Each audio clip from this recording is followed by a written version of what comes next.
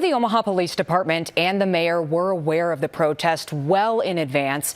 We told you about the police department's preparations yesterday. This morning, Mayor John Ewing put out a statement calling for safety and that was the city's priority. He said in part, quote, "We are thankful for how peacefully protesters in Omaha have handled reaction to the ICE raid so far.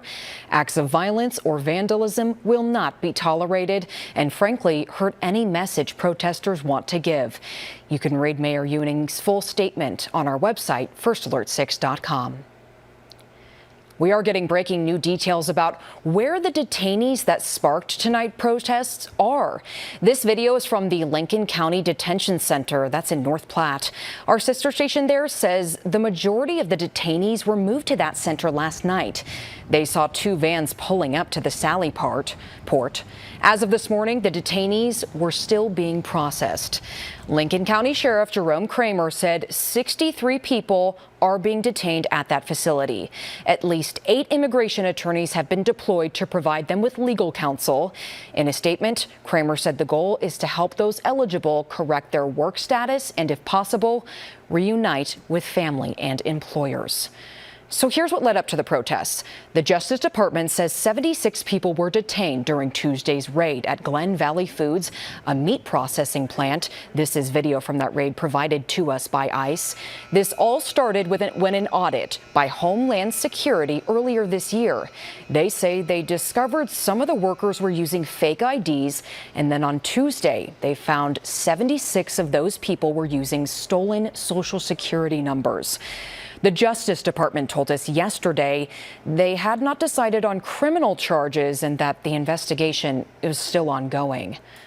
So let's get back to the march now, happening right now around Charles Schwab Field in response to that ICE raid in Omaha.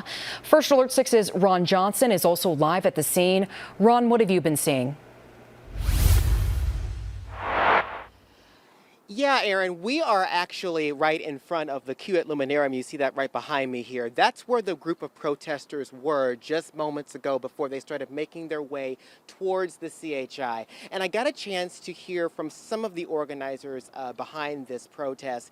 And they said that the main focus, one of the main focuses, was making sure that this protest remained peaceful. They really wanted this to be about the message they're sending, about that message of unification, keeping families together.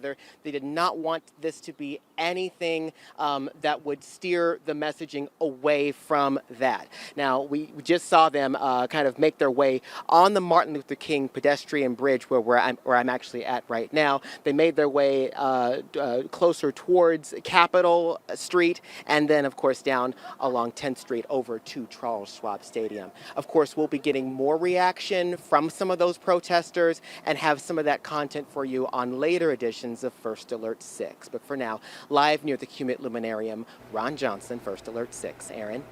All right, Ron, thank you for that update. We're going to take a live look out now at that protest happening. You can see those marchers going along the street now along Charles Schwab Field. They're going to continue their march for a little bit, and then they plan to continue their protest through around 8 o'clock tonight as the CWS continues in the background. We're going to keep tabs on the situation, and we'll bring you the latest coming up in our 6:30 p.m. newscast. Now,